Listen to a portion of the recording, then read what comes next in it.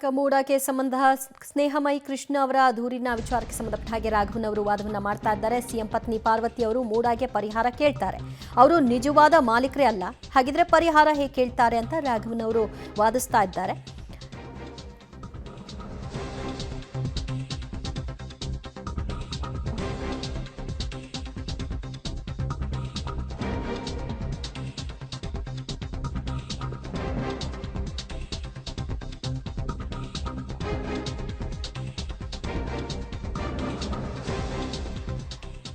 ಮುಖ್ಯಮಂತ್ರಿಗಳ ಪತ್ನಿ ಪಾರ್ವತಿ ಅವರು ಮೂಡಾಗೆ ಪರಿಹಾರವನ್ನ ಕೇಳ್ತಾರೆ. ಅದು 2019ರಲ್ಲಿ 2004ರಲ್ಲೇ ಮೂಡ ಈ ಜಾಗವನ್ನ ವಶಕ್ಕೆ ಪಡ್ಕೊಂಡಿತ್ತು. ಮುಖ್ಯಮಂತ್ರಿಗಳ ಪತ್ನಿ ಪರಿಹಾರ ಹೇಗೆ ಕೇಳ್ತಾರೆ? ನಿಜಕ್ಕೂ ಅವರೇ ಮೂಲ ಮಾಲೀಕರಲ್ಲ. 2015ರಲ್ಲಿ 50-50 ಅನುಪಾತದಲ್ಲಿ ಇದನ್ನ ತರಲಾಗುತ್ತೆ. ಆಗಲೇ ಇದು ಮತ್ತಷ್ಟು ಅನುಮಾನಕ್ಕೆ ಕಾರಣವಾಗುತ್ತೆ. 2004ರಲ್ಲಿ ಭೂಮಿಯನ್ನ ಮೂಡ ವಶಪಡಿಸಿಕೊಂಡಿತ್ತು. 2019ರವರೆಗೂ ಯಾಕೆ ಪರಿಹಾರವನ್ನ ಮುಖ್ಯಮಂತ್ರಿಗಳ ಪತ್ನಿ ಕೇಳಿರಲಿಲ್ಲ? ಈ ಪ್ರಶ್ನೆಯನ್ನ ರಾಘವನ್ ಅವರು ಅಲ್ಲಿ ಎತ್ತುತ್ತಾ ಇದ್ದಾರೆ.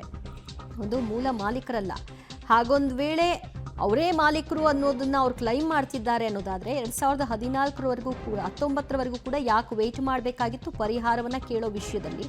50-50 ಅನುಪಾತವನ್ನ 2015ರಲ್ಲೇ ತರ್ತಾರೆ. ಇದು ಕೂಡ ಅನುಮಾನಕ್ಕೆ ಪುಷ್ಟಿಯನ್ನ ಕೊಡುವಂತಹ ವಿಚಾರ ಅಂತ ತಮ್ಮ ವಾದದ ಸಂದರ್ಭದಲ್ಲಿ ಪ್ರಸ್ತಾಪಿಸ್ತಾ ಇದ್ದಾರೆ. ನಿಂಗ ಎಂಬ ವ್ಯಕ್ತಿಗೆ ಈ ಭೂಮಿ ಮಂಜೂರಾಗುತ್ತೆ, ಗ್ರ್ಯಾಂಟ್ ಆಗುತ್ತೆ. ಅದಾದ ನಂತರದಲ್ಲಿ ಅವರ 3 ಮಕ್ಕಳಲ್ಲಿ ಒಬ್ಬ ಮಗನಿಗೆ ಮಾತ್ರ ಈ ಒಂದು ಭೂಮಿಯ ಸಂಪೂರ್ಣ ಅಧಿಕಾರ ಇರುತ್ತೆ. ಆದರೆ ಆತನ ಬದಲಾಗಿ ಮತ್ತೊಬ್ಬ ಪುತ್ರ ಏನಿರ್ತಾನೆ, ಅವನಿಂದ ಮುಖ್ಯಮಂತ್ರಿಗಳ ಬಾಮೈದನಿಗೆ ಮಾರಾಟ ಆಗುತ್ತೆ. ಆ ವ್ಯಕ್ತಿ ಮುಖ್ಯಮಂತ್ರಿಗಳ ಪತ್ನಿ ಪಾರ್ವತಿ ಅವರಿಗೆ ಅದನ್ನು ದಾನ ರೂಪದಲ್ಲಿ ಕೊಡ್ತಾನೆ. ಆದರೆ ಮಲ್ಲಿಕಾರ್ಜುನ ಸ್ವಾಮಿ ಅವರ ಒಂದು ಕೈಗೆ ಈ ಭೂಮಿ ಬರೋದ್ರ ಒಳಗಾಗಿಯೇ ಇದು ಮೂಡ ವಶಪಡಿಸ್ಕೊಂಡಿತ್ತು. ಮೂಡ ಇವರ ಜಾಗವನ್ನು ವಶಪಡಿಸ್ಕೊಂಡಿದ್ದಲ್ಲ. ಯಾಕಂದರೆ ಇವರು ಆ ಸಂದರ್ಭದಲ್ಲಿ ಆ ಜಾಗದ ಒಡೆಯರ್ ಆಗಿರಲಿಲ್ಲ, ಒಡೆತನ ಅವರಿಗೆ ಇರಲಿಲ್ಲ ಅನ್ನೋದನ್ನ ಪ್ರಸ್ತಾಪಿಸ್ತಾರೆ. ಮತ್ತು 50-50 ಅನುಪಾತವನ್ನು ತಂದಿದ್ದರ ಅನುಮಾನವನ್ನು ಕೂಡ ವ್ಯಕ್ತಪಡಿಸ್ತಾರೆ. 2019ರವರೆಗೂ ಮುಖ್ಯಮಂತ್ರಿಗಳ ಪತ್ನಿ ಪರಿಹಾರಕ್ಕೆ ಯಾಕೆ ಕೇಳಿರಲಿಲ್ಲ ಅಂತ ಕೂಡ ಹೇಳ್ತಾರೆ. ಈ ಸಂದರ್ಭದಲ್ಲಿ ಜಡ್ಜ್ 60-40 ಪರಿಹಾರಕ್ಕೆ ಸಿಎಂ ಒಪ್ಪಿದ್ರು ಆ ಕಾರಣಕ್ಕೆ ಅಂತ ಅಲ್ಲಿ ಜಡ್ಜ್ ಅದನ್ನ ಹೇಳಲಿಕ್ಕೆ ಮುಂದಾಗ್ತಾರೆ.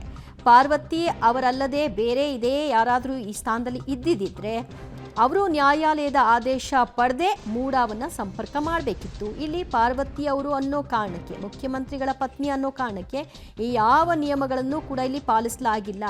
ಪಾರ್ವತಿ ಅವರು ಕೋರ್ಟ್ಗೆ ಬರುವ ಪ್ರಯತ್ನವನ್ನೇ ಮಾಡಲಿಲ್ಲ. ತಮಗೆ ಪರಿಹಾರ ಬೇಕು ಅನ್ನೋ ವಿಷಯದಲ್ಲಿ ಅವರು ಯಾವುದೇ ರೀತಿಯ ಫೈಟನ್ನ ಮಾಡಲಿಲ್ಲ. ಬದಲಾಗಿ ಎಲ್ಲವೂ ಕೂಡ ಸಲೀಸಾಗಿ ಅವರಿಗೆ ಬೇಕಾದ ರೀತಿಯಲ್ಲೇ ಪರಿಹಾರವನ್ನು ಪಡ್ಕೊಳ್ಳುವಂತಹ ಕೆಲಸವನ್ನು ಮಾಡಲಾಗಿದೆ. ಮಲ್ಲಿಕಾರ್ಜುನ ಸ್ವಾಮಿ ಪಾರ್ವತಿ ಅವರಿಗೆ ದಾನವನ್ನು ಮಾಡಿರುವಂತಹದ್ದು ಈ ಒಂದು ಸೈಟ್ ಅವ್ರು ಹೇಳೋ ಪ್ರಕಾರವಾಗಿ 2015 ಬದಲಿ ಸೈಟ್ಗೆ ಮನವಿಯನ್ನು ಅವರು ಕೋರ್ತಾರೆ.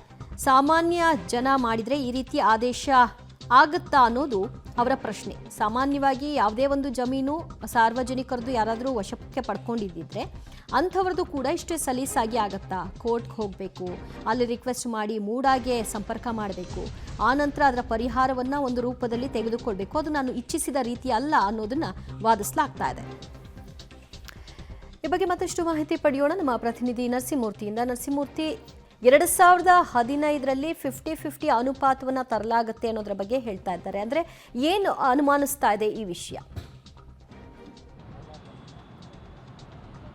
ದಿವ್ಯಾ, ಅಂದರೆ ಸಿದ್ದರಾಮಯ್ಯ ಅವರ ಪತ್ನಿ ಪಾರ್ವತಿಗೆ ಅಲಾಟ್ ಆಗಿರ್ತಕ್ಕಂತಹ ಈ ಭೂಮಿಯ ಪರಭಾರೆ ಏನಿದೆ ಇದೇ ಅಕ್ರಮದಿಂದ ಕೂಡಿದೆ.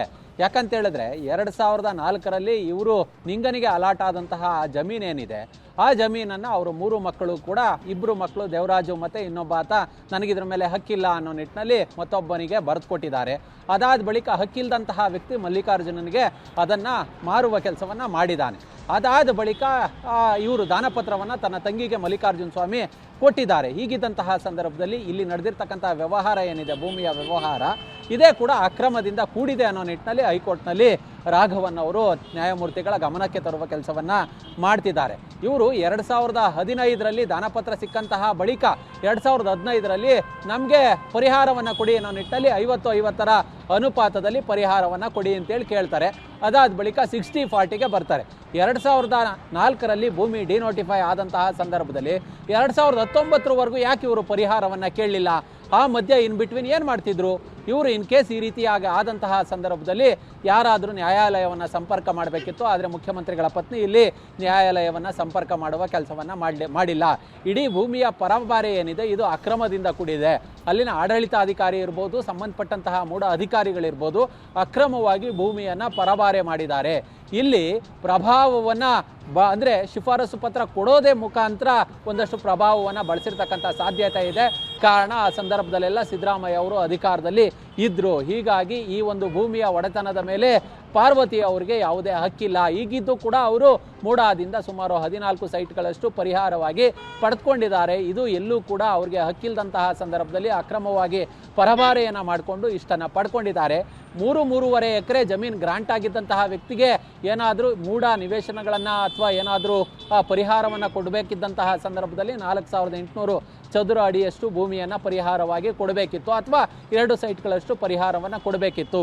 ಮೂಲ ಮಾಲೀಕ ದೇವರಾಜು ಅಲ್ವೇ ಅಲ್ಲ, ಮಲ್ಲಿಕಾರ್ಜುನ ಸ್ವಾಮಿ ದೇವರಾಜುವಿನಿಂದ ಖರೀದಿ ಮಾಡಿದ್ದಾರೆ. ಅದಾದ ಬಳಿಕ ತಂಗಿಗೆ ದಾನಪತ್ರ ಮಾಡಿದ್ದಾರೆ. ಅದಾದ ಬಳಿಕ ಇವರು ಮೂಡಾಕ್ಕೆ ಅರ್ಜಿಯನ್ನು ಹಾಕ್ಕೊಂಡು ಪರಿಹಾರವನ್ನು ಕೇಳಿದ್ದಾರೆ. ಅದಾದ ಬಳಿಕ 14 ಸೈಟ್ಗಳಷ್ಟು ಪರಿಹಾರವನ್ನು ಪಡೆದುಕೊಂಡಿದ್ದಾರೆ. ಇದೆಲ್ಲವೂ ಕೂಡ ಕಾನೂನು ಬಾಹಿರವಾಗಿ ನಡೆದಂತಹ ಕೃತ್ಯಗಳು. ಹೀಗಾಗಿ ತನಿಖೆಗೆ, ಪ್ರಾಸಿಕ್ಯೂಷನ್ಗೆ ರಾಜ್ಯಪಾಲರು ಏನು ಅನುಮತಿಯನ್ನು ಕೊಟ್ಟಿದ್ದಾರೆ ಅದು ಸರಿಯಾದ ಕ್ರಮ. ತನಿಖೆಯೇ ನಡೆಯದೆ ಇವರು ತಪ್ಪಿತಸ್ಥರಲ್ಲ ಅನ್ನೋ ನಿಟ್ಟಿನಲ್ಲಿ ಅಭಿಪ್ರಾಯಕ್ಕೆ ಬರೋದಕ್ಕೆ ಕಷ್ಟ ಸಾಧ್ಯ. ಹೀಗಾಗಿ ನ್ಯಾಯಾಲಯ ಅನುಮತಿಯನ್ನು ಕೊಟ್ಟಂತಹ ಆ ಒಂದು ಅನುಮತಿ ಏನಿದೆ ಅದು ಸರಿ ಇದೆ, ಈ ಬಗ್ಗೆ ಮನವಿಯನ್ನು ಕೊಡಬೇಕು, ನೀವು ಓಕೆ ಅನ್ನಬೇಕು ಅನ್ನೋ ನಿಟ್ಟಿನಲ್ಲಿ ಒಂದಷ್ಟು ಬಲವಾದಂತಹ ಪ್ರಬಲ ವಾದ ಮಂಡನೆಯನ್ನು ಇನ್ನೂ ಕೂಡ ರಾಘವನ್ ಅವರು ಹೈಕೋರ್ಟ್ನಲ್ಲಿ ಮುಂದುವರಿಸಿದ್ದಾರೆ.